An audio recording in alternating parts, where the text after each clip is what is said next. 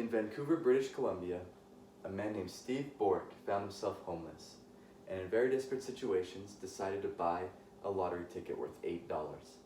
This lottery ticket ended up being a success.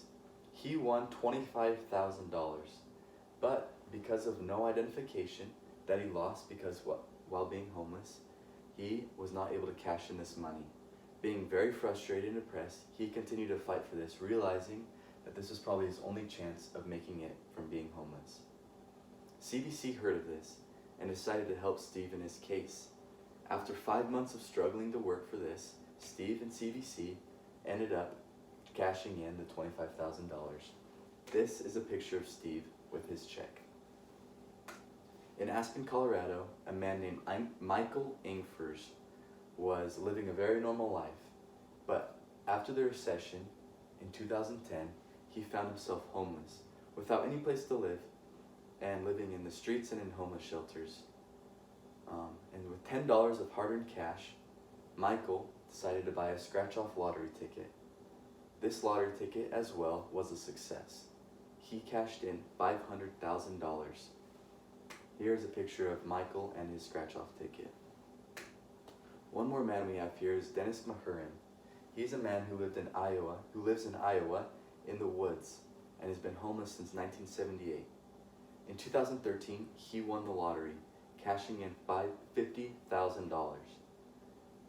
Dennis now lives as the following. Still in the woods, still in Iowa. He lives in his tent with nothing much. He was very content with his life and decided not to change much. But he is a very good man still and gives $100 in cash to any homeless man that he comes across. My name is Nathan Cutler, and today I will be talking to you about winning the lottery. Today I'll talk about 3 different things towards the lottery. 1, the history. 2, the chance of winning the lottery. And 3, the outcome that you will have from winning the lottery. The history of the lottery traces all the way back to some parts of the Bible. In the Bible, we can read in the following scriptures. In Acts chapter 1, verse 26, it states the following, "And they gave forth their lots, and the lot fell upon Matthias, and he was numbered with the 11 apostles." Even in Jonah chapter 1, verse 7, it says, "Come, let us cast lots, that we may know for whose cause this evil is upon us." So they cast lots, and the lot fell upon Jonah. In Mark chapter 15, verse 24, it says, "And when they crucified him, they parted his garments, casting lots upon them, what every man should take." From the Bible, we can see that casting lots was big in their society over 2,000 years before the birth of Christ. This is very different, however, than the lottery, but we can see a correlation in the principles behind it. Because casting lots and the lottery both share the grouping together of a people and randomly selecting one person as a winner, or in some cases in the Bible as a loser. The earliest cases of the lottery were found in the American colonies. The lottery helped finance the establishment of the early English colonies here in the Americas. This helped finance public works. For example, George Washington used the lotteries as a way to finance some of his campaigns when running for president. Ben Franklin even used the lotteries as a way to help get out of debt when he was struggling near the end of his life. It wasn't until the year of 1870 when Louisiana was found in scandals.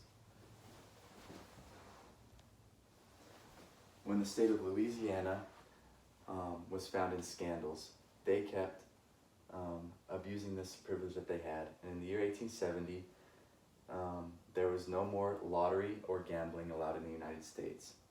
It wasn't until the year 1964 that New Hampshire decided to bring back the lottery. After a couple of years of success, New York saw their benefits and decided to copy and follow.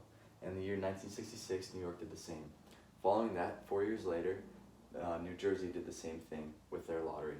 Today, in the United States, every state has their own individual lottery, except for the following states: Nevada, Mississippi, Alabama, Alaska, and our very own Utah. Lottery lottery jackpots have increased over the years. As we can see from this graph here, on August 23rd, 2017, almost 2 years ago, we see that the biggest individual amount of money was earned by a person, being $759 million. This, however, was not the most amount of money ever to be in a jackpot or in a lottery. In 2016, there was the amount of $1.6 billion, but because 3 people had the right numbers, it was divided into 3 individual portions that were taken home. But as we can see, so much money is put into these lotteries. However, what are your chances of winning the lottery? I'm going to tell you right now that they are not very large. I put together this graph to show what your chances of winning the lottery are and how you can compare it to other things. For example, your odds of dying in a car accident are 5,000 to 1. Your odds of becoming a movie star are 1.5 million to 1. Your odds of being killed falling out of bed are 2 million to 1. And then finally, your odds of winning the Powerball or the Mega Millions lottery is 175 million to 1. That's a 0.0000057% chance of winning the lottery.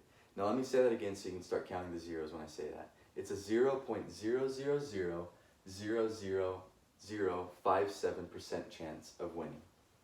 If you want to increase your chances, you might as well head to Mexico, where they have a lottery called the Chispazo Lottery, where your odds of winning are 98,280 to 1, which gives you a 0.001% chance of winning.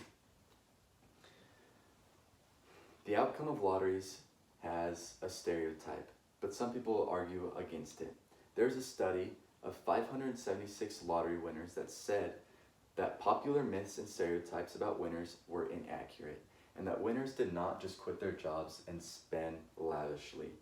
However, after doing some research, I saw that on Google there was about 70% of lottery winners ended up going broke. Some studies even said that lottery winners weren't even happier after the end of their life, or after winning the lottery. That when asked questions of if they laughed more in their lives, if they smiled more, if they were happier, that those answers were the same as they were from after and before. So as we can see, you be the judge for yourself on if winning the lottery will be worth it for you in the end, or if you will end up with debt in your life. All in all, the lottery is not your best bet.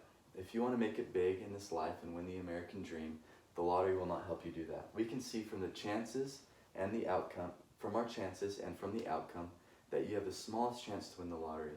And even if you win, that your outcome might not be that great. You might end up broke, in debt, without a house, living on the street even then. So if you want to make it big, continue doing the things that we are. Being in school, working, studying hard, gaining experience, and trying our best to do what we can. And with that, I know that we can be able to accomplish these things. In the Atlantic.com, they said the following about the lottery. While winning can turn out bad, the real bad thing is probably the lottery itself. Thank you.